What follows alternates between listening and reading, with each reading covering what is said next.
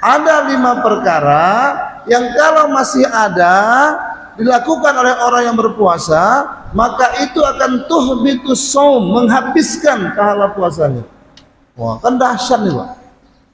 Dia enggak berdosa karena dia puasa, enggak berdosa, tapi enggak ada pahala, zero berarti, Pak. Jadilah Pak, zero ketimbang minus. Wah, ini kacau lagi ya. Tempat begitu cara pikirnya kacau kita, Pak. Ya. Janganlah, Pak. Kalau boleh jangan zero, mesti maksimum ya. Nah, inilah yang Nabi sudah pesankan juga. Jauh-jauh hari Nabi sudah pesan. Kam min soim, nanti akan banyak orang yang puasa itu. Dia lapar juga, dia dahaga juga, dia lemas-lemas juga. Ya. Gayanya kadang-kadang Pak melebihi orang yang puasa betul-betul lah tuh Pak. Lemas, capek, Masya Allah. Puasa juga ada, tapi tak dapat apa-apa, melainkan hanya lapar dan dahaga. Itu warning Pak dari Nabi jauh-jauh hari sebelumnya. Bahkan Nabi juga mengatakan, ini paling dahsyat nih Pak. Ya, ini hadis yang mu'tabar. Ketika Nabi menaiki tangga mimbar, kan biasa mimbar Nabi tangganya 3 Pak. Ya. Dan itu yang bisa kita lihat di Masjid Nabawi itu kan. Naik tangga pertama Nabi berhenti sebentar, amin. Naik tangga kedua berhenti sebentar, amin. Begitu juga ketiga. Habis Nabi khutbah, sahabat nanya, apa maksudnya Rasul? Kok naik tangga diam, berhenti, amin, dan seterusnya?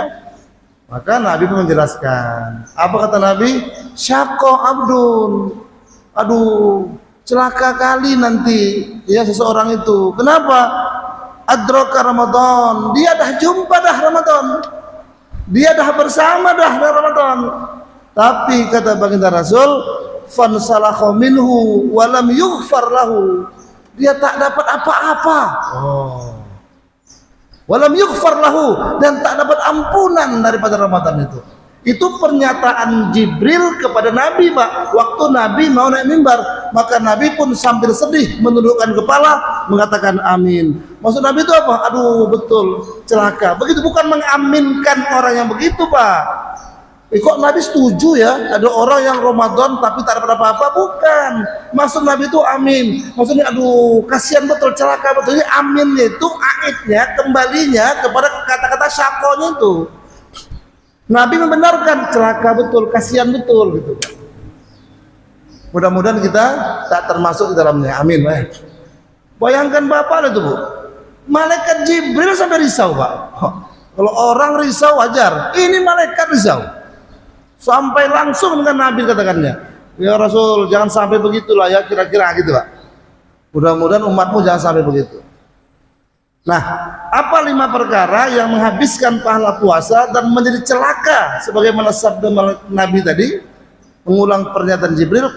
Yang pertama kata Nabi,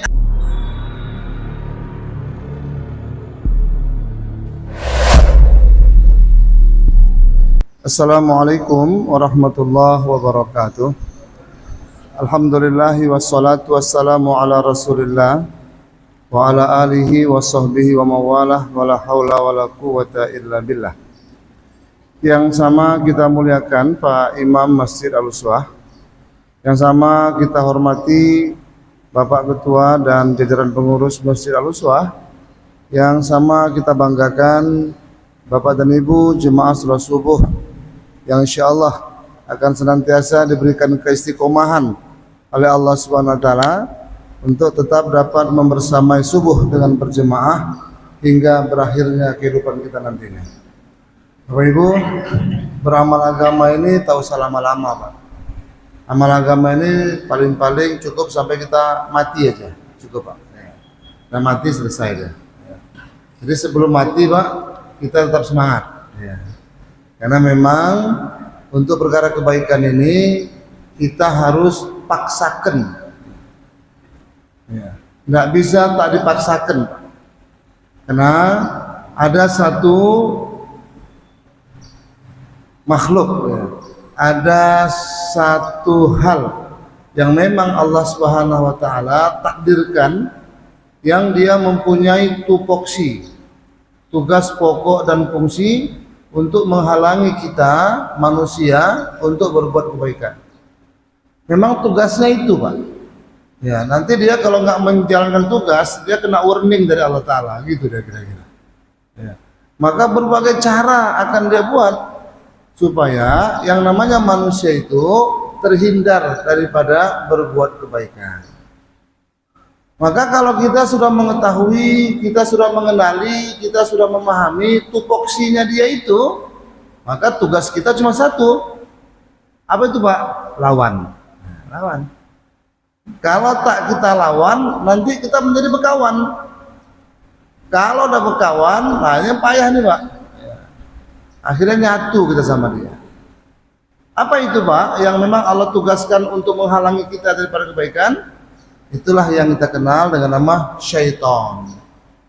Bahasa Arabnya syaiton Pak. Bahasa Inggrisnya bahasa Indonesianya setan. Bahasa Inggrisnya satan, adik-beradik itu Pak. Syaiton, satan, setan. Cuma enak nyebutnya pakai dialek Indonesia, setan. Satan. Ya, kata syaiton itu Pak, secara gramatikal bahasa Araban terambil daripada kata syatona. Syatona itu artinya bu'du anil khair, menjauhkan manusia daripada berbuat kebaikan. Itulah memang tupoksinya setan. Ya. Satu lagi Pak, tugas setan itu ya, menimbulkan benih-benih permusuhan. Ini baru pengantar Pak ya, ini pengantarnya. Ya. Biasalah kita pengantar setengah jam, ya materinya 2 jam, ya kurang lebih 2 jam setengah lah Pak nanti kita. Setan, ya. Yang kedua tugas setan itu Pak menumbuhkan benih permusuhan. Al-Maidah menyebutkan demikian. Innama yuridu syaitona ayyuki'a bainakumul adawata wal baghdha. Sesungguhnya setan itu berkeinginan untuk menanamkan benih-benih permusuhan dan kebencian di antara kalian. Itu tupoksi dia Pak. Jadi kalau kita ngikut, lantas kita masih bertengkar sama kawan, asik benci aja sama kawan, nengok kawan tuh muak aja mukanya Pak. Nah itu berarti kita bukan melawan setan, tapi berkawan sama setan. Sebenarnya masalah kita bukan dengan kawan tadi itu Pak, masalah kita dengan setan itu aja misalnya. Kita nggak mampu untuk meminimalisir pengaruh setan dalam diri kita. Akhirnya nengok kawan benci aja Pak. Nengok kawan muak aja, ada aja tak kena Pak. Nah itu merupakan tupoksi setan. Maka setelah kita mengenalinya, maka hindarkan, jauhkan, lawan. Insya Allah kita semua menjadi orang-orang yang bertentangan dengan setan. Amin ya Pak ya. Jangan berkawan Pak, jangan Pak ya, berat Pak ya. Berkawan setannya berat Pak. Bapak Ibu, tentunya memasuki hari yang ke-8 Ramadan. Sejatinya sudah banyak pembiasaan-pembiasaan kebaikan yang kita lakukan. Karena Ramadan itu memang bulan di mana isinya kebaikan semua Pak. Tinggal memang tergantung kita untuk mau memaksimalkan kebaikan itu apa tidak. Semua isi Ramadan kebaikan Pak. Kenapa? Karena yang namanya syaitan dibelenggu, kan gitu Pak ya. Maka tinggal yang ada di dalam ini kebaikan, keburukan dah sirna dah. Nah, tinggal porsinya. Ada porsinya maksimal, ada porsi minimal. Ya, kalau porsi minimal ya sekedarnya aja. Ya. Tentunya nanti pembalasan di akhirat juga sekedarnya juga, ya kan. Tergantung ikhtiar kan. Ya, kita sungguh-sungguh dapat banyak, kita main-main dapat sedikit. Ya. Maka saya yakin percaya yang di depan saya, Bapak Ibu semua ini adalah orang-orang yang akan memaksimalkan Ramadan untuk memperbaiki diri kita menuju ke arah yang lebih baik. Insya Allah, amin. Bapak Ibu, salah satu hal yang perlu kita minimalisir, ya. Kalau boleh dieliminir Pak. Eliminir itu artinya dihilangkan total, minimalisir, disedikitkan. Ya. Ada 5 hal Pak. Dan ini berdasarkan satu hadis Nabi SAW yang diriwayatkan oleh Imam Anas radhiyallahu anhu. Kata baginda Rasul, khamsatun asya'a tuhbitu shaum. Ada 5 perkara yang kalau masih ada dilakukan oleh orang yang berpuasa, maka itu akan tuhbitus shaum, menghabiskan pahala puasanya. Wah, kan dahsyat nih Pak. Dia enggak berdosa karena dia puasa, enggak berdosa, tapi enggak ada pahala, zero berarti Pak. Jadilah Pak, zero ketimbang minus, wah ini kacau lagi ya. Tempat begitu cara pikirnya kacau kita Pak ya. Janganlah Pak. Kalau boleh jangan zero, mesti maksimum ya. Nah, inilah yang Nabi sudah pesankan juga. Jauh-jauh hari Nabi sudah pesan. Kam min soim, nanti akan banyak orang yang puasa itu. Dia lapar juga, dia dahaga juga, dia lemas-lemas juga. Ya. Gayanya kadang-kadang Pak melebihi orang yang puasa betul-betul lah tuh Pak. Lemas, capek, Masya Allah. Puasa juga deh, tapi tak dapat apa-apa, melainkan hanya lapar dan dahaga. Itu warning Pak dari Nabi jauh-jauh hari sebelumnya. Bahkan Nabi juga mengatakan, ini paling dahsyat nih Pak. Ya, ini hadis yang mu'tabar. Ketika Nabi menaiki tangga mimbar, kan biasa mimbar Nabi tangganya 3 Pak. Ya, dan itu yang bisa kita lihat di Masjid Nabawi itu kan. Naik tangga pertama, Nabi berhenti sebentar, amin. Naik tangga kedua, berhenti sebentar, amin. Begitu juga ketiga. Habis Nabi khutbah, sahabat nanya, apa maksudnya Rasul?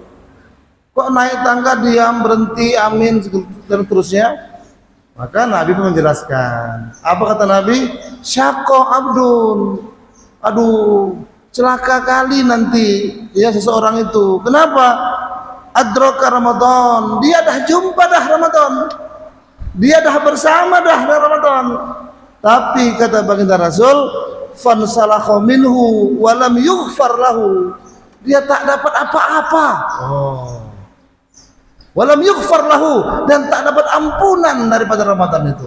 Itu pernyataan Jibril kepada Nabi Pak. Waktu Nabi mau naik mimbar, maka Nabi pun sambil sedih menundukkan kepala mengatakan amin. Maksud Nabi itu apa? Aduh betul, celaka. Begitu, bukan mengaminkan orang yang begitu Pak. Kok Nabi setuju ya ada orang yang Ramadan tapi tak dapat apa-apa? Bukan. Maksud Nabi itu amin. Maksudnya aduh kasihan betul, celaka betul. Ini aminnya itu aidnya, kembalinya kepada kata-kata syakonya itu. Nabi membenarkan, celaka betul, kasihan betul gitu. Mudah-mudahan kita tak termasuk di dalamnya. Amin. Bayangkan Bapak itu Bu, malaikat Jibril sampai risau Pak. Kalau orang risau wajar, ini malaikat risau. Sampai langsung dengan Nabi katakannya, ya Rasul jangan sampai begitulah ya, kira-kira gitu Pak. Mudah-mudahan umatmu jangan sampai begitu. Nah, apa 5 perkara yang menghabiskan pahala puasa dan menjadi celaka sebagaimana sabda Nabi tadi, mengulang pernyataan Jibril. Yang pertama kata Nabi, al-kadhib. Orang yang masih suka bohong. Bohong ini perkara yang luar biasa nih Pak. Ringan di mulut, berat di dosa, di timbangan. Ada juga memang khafifani, ada 2 perkara yang ringan tapi sakilani, berat di timbangan. Itu kalimat subhanallah bihamdi, subhanallah azim. Itu kalimat kebaikan. Tapi ada juga perkara ringan di mulut, berat di timbangan. Apa itu Pak? Dusta. Kadang bohong ini Pak, apalagi orang yang sudah terbiasa, enteng aja deh Pak, selambu aja deh bohong tuh. Wah, itu bahaya itu Pak. Karena Nabi pernah mengingatkan pada kita, alaikum bisidiki. Senantiasa kau jujurlah dalam kehidupanmu, jujur Pak. Kenapa? Inna sidqa yahdi ilal bir. Orang jujur itu nanti akan menghasilkan kebaikan. Innal birra yahdi ilal jannah. Orang yang berada kebaikan itu akan menghantarkan ke surga. Tapi Nabi katakan wa alaikum bil kadzib. Hati-hati, waspada dengan apa? Kadzib. Pemborak. Iya Pak, pemborak. Kata orang Medan pembongak katanya. Iya. Hati-hati dengan pemborak. Kenapa?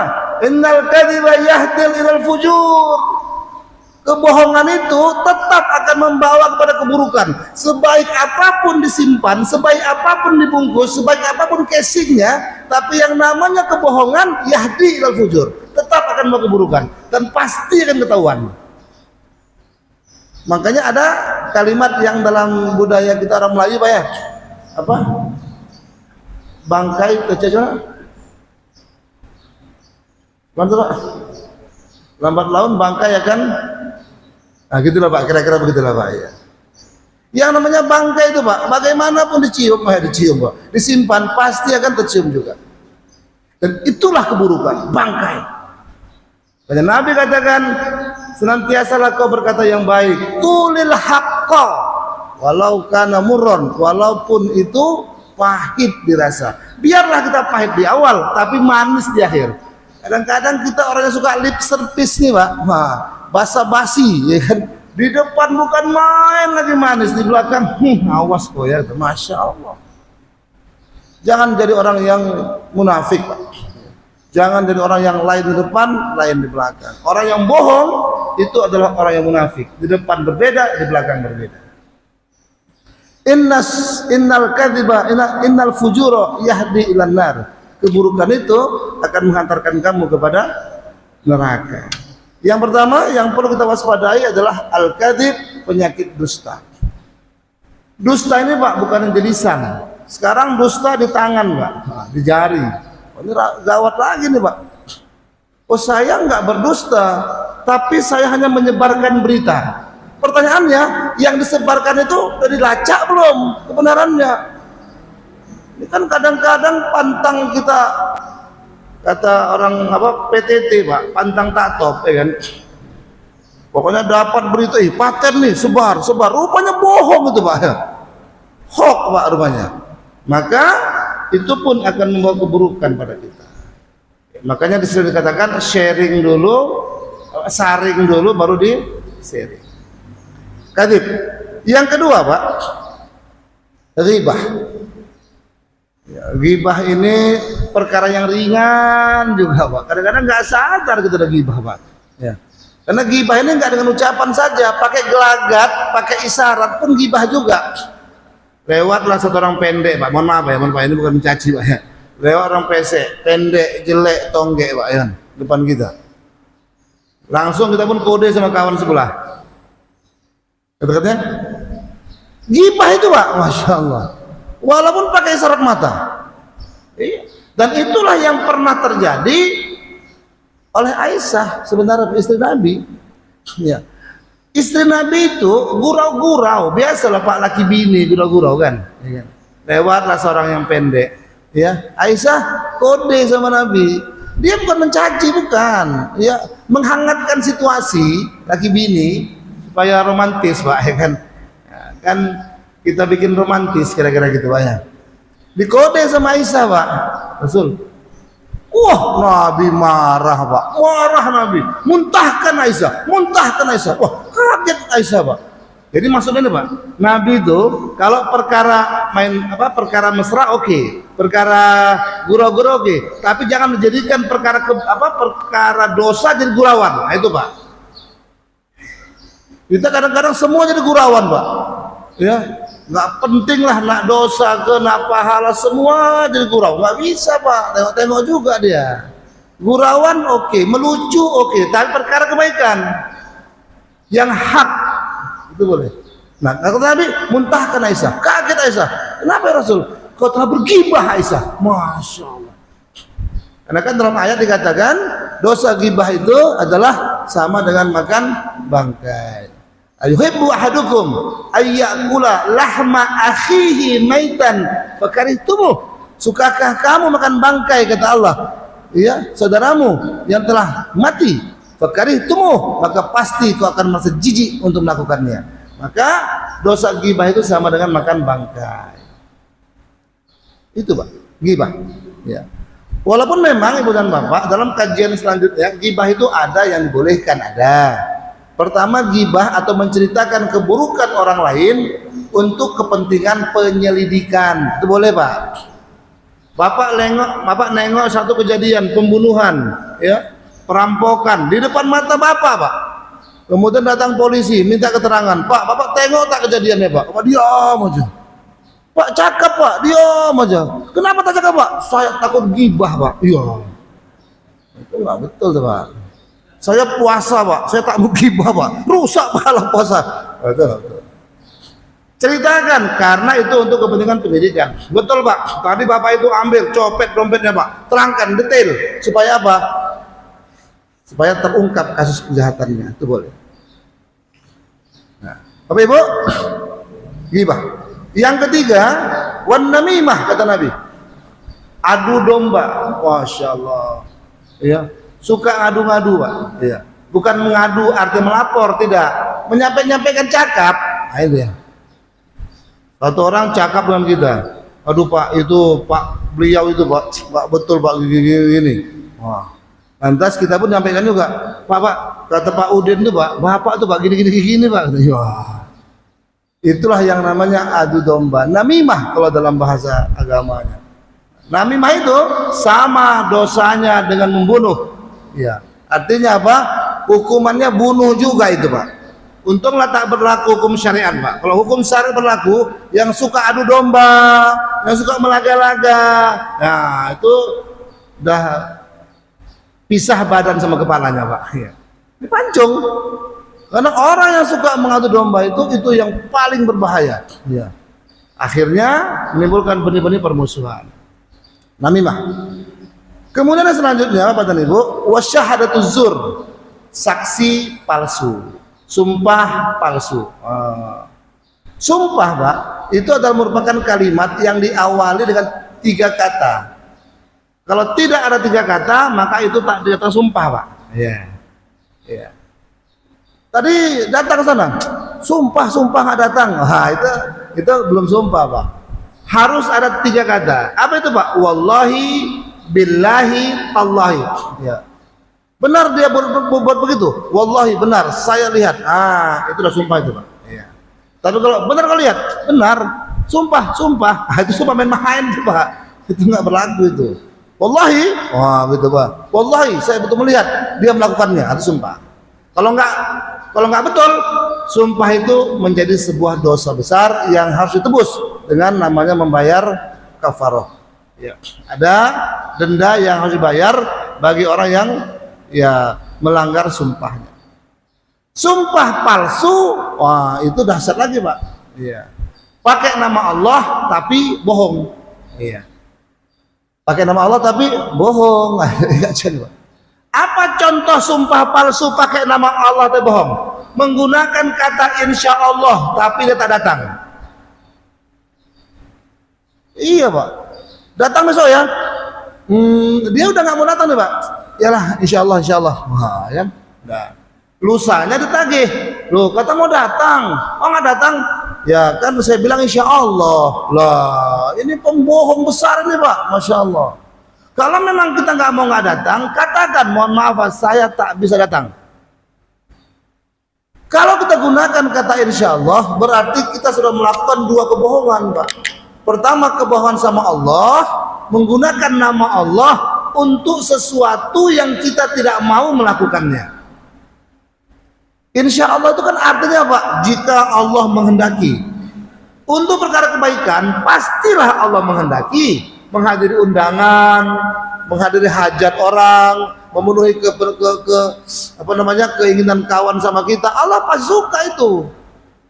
Makanya cocok dikatakan insya Allah. Tapi kalau itu dijadikan alasan untuk menidakkan, itu yang disebut dengan nama kebohongan pakai nama Allah, berdosa kepada Allah. Yang kedua, berdosa kepada manusia. Karena orang kalau sudah mengundang, Pak, itu dia berhajat. Senang betul hatinya, Pak, kalau orang yang diundang datang. Siapa aja pasti merasakan, Pak, ya kan? Dan sebaliknya, kalau kita mengundang orang tak datang, sedih kita, Pak. Kenapa tak datang, ya gitu, Pak, ya. Maka senangkan hati kawan. Maka menghadiri undangan satu di antara 6 kewajiban sesama muslim, kan gitu, Pak. Hakun muslim ala muslim situn. Kewajiban antar sesama muslim 6. Yang pertama, idza laqitum fasallim alaih. Kalau bertemu ucapkan salam. Assalamualaikum, waalaikumsalam, itu wajib tuh, Pak. Itu kewajiban antar sesama muslim. Iya. Kalau diucapkan salam, wajib kita menjawabnya, Pak. Cuma ini kalau di perjalanan pakai kendaraan agak sulit nih, Pak Imam. Iya.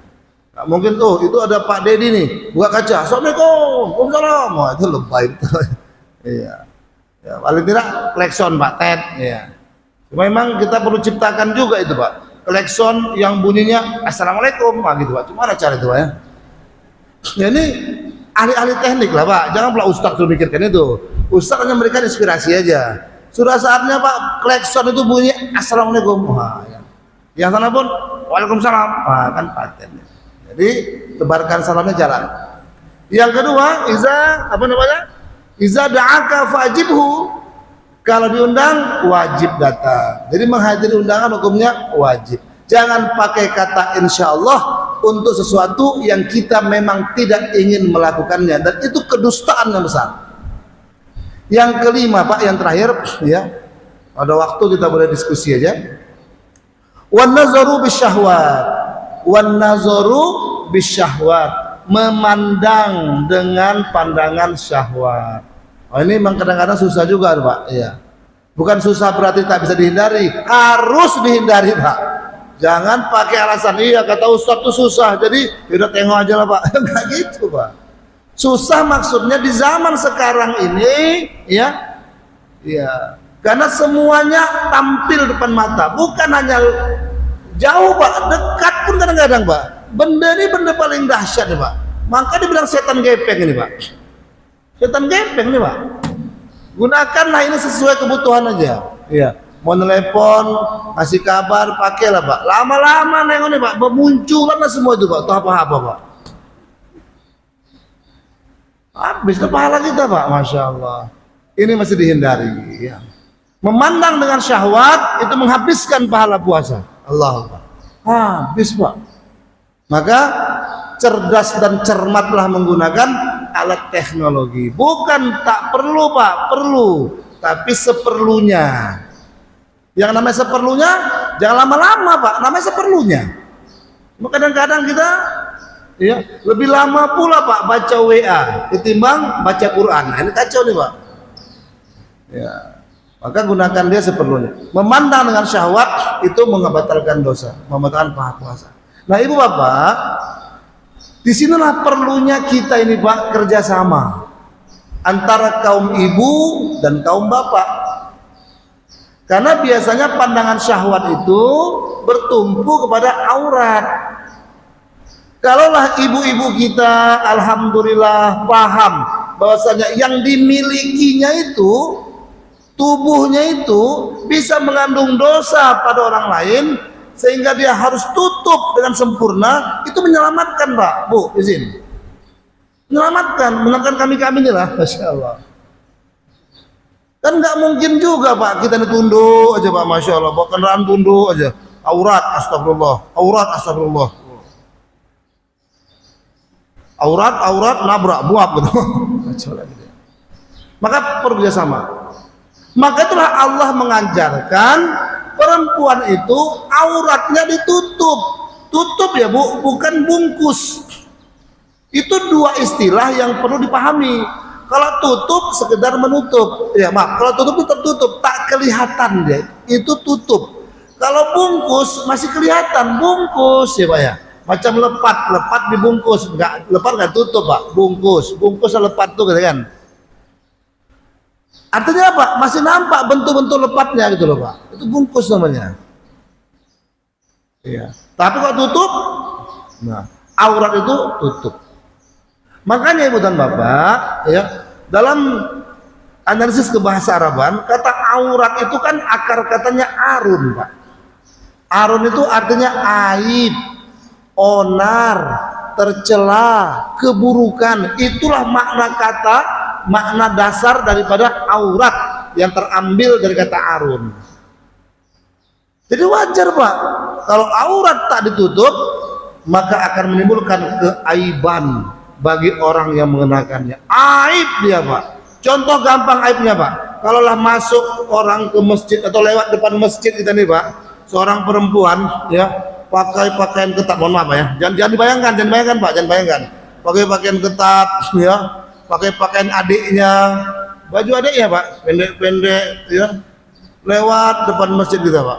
Apa mungkin kita persepsi dia, ya Allah solehah betul adik ini ya, baru pulang dari masjid mana ada ini gitu? Nggak mungkin Pak. Maka pasti persepsi kita mengatakan, ya Allah baru pulang diskotik ini ya kan gitu Pak. Walaupun mungkin di atas seperti itu, tapi persepsi kita akan mengarah ke sana karena auratnya tak ditutup, menimbulkan keaiban buat dirinya. Ya sebaliknya, lewat seorang perempuan soleha pakai tutup aurat segala macam, komplit, pasti persepsi kita, masya Allah, kayaknya baru habis subuh di masjid Al-Usuh hari ini. Nah, gitu. Walaupun mungkin tidak. Aib, onar Pak, kacau balau, tercela, rusak, ya kehidupan kemanusiaan gara-gara apa? Aurat. Jadi aurat tutup Bu ya. Mana aurat perempuan itu? Aurat perempuan itu Pak seluruh tubuh kecuali dua. Nah, duanya ini Pak ikhtilaf para ulama. Dua itu pertama dua tapak tangan, sepakat ulama. Ya. Yang kedua wajah, satu lagi mata. Kok bisa berbeda Pak? Ini berdasarkan hadis daripada Asma. Ketika Asma istri Nabi bertanya, ya Rasulullah, mana batas aurat kami ya Allah? Ya Rasul, kata Nabi, hada wa hada. Nabi menunjuk dengan isyarat, ini dan ini. Nah, jadi batas auratmu itu ditutup kecuali ini dan ini. Waktu menunjuk ke arah tangan, sepakat ulama Pak, sampai ke batas pergelangan tangan, itu aurat. Yang ini boleh nampak. Pergelangan ya Bu. Maka kalau ibu pakai baju macam saya ini agak panjang agak lebar tangannya, ya ini mesti pakai manset Pak Noh, betul Bu? Manset. Karena apa? Nanti kalau ibu ngangkat baju terbuka, nampak aurat ibu, pakai manset. Hada. Yang kedua hada, Nabi menunjuk ke arah mata. Nah dipahami berbeda. Satu ulama memahami wajah sebagaimana sholat yang boleh nampak wajah keseluruhan. Satu lagi hada, dimaknai mata. Itulah kenapa orang pakai cadar, burkah dan seterusnya. Maka diklasifikasi oleh ulama yang menutup tubuh kecuali wajahnya itu menganut garis minimum, garis fatwa minimum. Yang sampai menutup yang kelihatan cuma mata itu mengambil garis maksimum, garis takwa. Kedua-duanya silahkan sesuai keyakinannya. Tentunya kalau yang bisa lebih tinggi, ya memiliki nilai yang lebih besar di mata Allah Ta'ala. Itu Pak. Nah yang nampak wajahnya aja Pak, mana batas wajah itu? Batas wajah itu adalah dari awal tumbuh rambut normal sampai dagu. Jadi belakang dagu ini Bu, ini aurat. Saya mohon izin dengan Ibu. Ibu kalau pakai mukena, pastikan lingkarnya di sini. Makanya mukena itu pasti ada bawahan itu Pak. Apa namanya Bu? Cimot, apa namanya itu? Ya apa namanya? Terserah ibu-ibu yang paling tahu itu. Ini Pak, kadang-kadang ibu bapak, ibu-ibunya ditariknya ke belakang, nampak bawah dagu ini masih aurat ibu. Tarik ke depan sini, di sini aurat ibu itu. Jangan tarik ke belakang. Itu dia, aurat. Nah. Jadi itu perlu, ya. Termasuklah satu diantaranya, ibu-ibu, ya, yang kadang-kadang kita sholat itu ini kita tanpa sadar terlihat auratnya sampai di sini. Makanya kalau yang lebih aman memang pakai cadar, ya, walaupun dia di sini tutup kepalanya, tapi dengan cadar yang dikenakannya menutup semuanya. Lebih apa namanya itu Pak? Hati-hati, ihtiyat namanya. Nah. Aurat itu juga dimiliki kita Pak, Bapak-bapak. Bapak-bapak itu jangan anggap urusan aurat itu hanya perempuan. Bapak-bapak juga ada auratnya. Mana tuh Pak? Pusat sampai lutut. Jadi kalau kita nih Pak pakai celana pendek kemana-mana, itu pun berdosa. Itu pun mengundang syahwat ibu-ibu. Batal juga puasa ibu-ibu. Ibu kalau tengok suami, anak-anak, laki-lakinya pakai celana pendek, itu dilarang. Aurat itu nak, aurat itu ya, bilang sama suami, berdosa ayah itu, bilang masya Allah. Aurat. Makanya bawah lutut, atas pusat. Itu penting dijaga.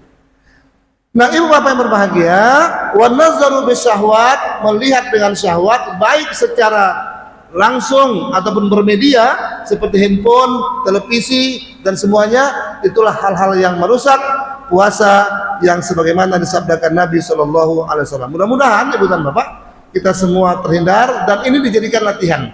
selama Ramadan kita latihan menjaga yang 5 perkara supaya nanti setelah Ramadan itu pun menjadi terbiasa. Kita lakukan repetisi, pengulangan hari-hari menjaga hal itu, maka nanti insya Allah itu akan menjadi sebuah kebiasaan yang terus akan bisa kita pertahankan sampai berakhirnya kita punya kehidupan. Saya kira ini pengantar Pak, ya. Kita masih punya waktu sekitar beberapa menit ke depan.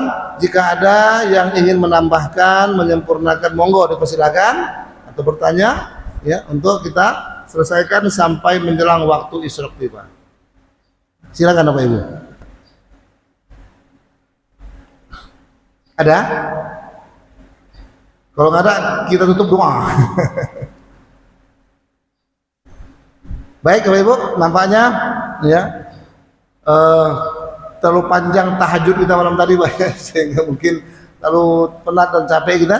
Nah, semoga pertemuan kita bermanfaat dan mari sama-sama kita menutup dengan tasbih kifarah. Subhanallah bihamdihi subhanakallahumma wa bihamdika asyhadu an la ilaha illa anta astaghfiruka wa atubu ilaik. Assalamualaikum warahmatullahi wabarakatuh.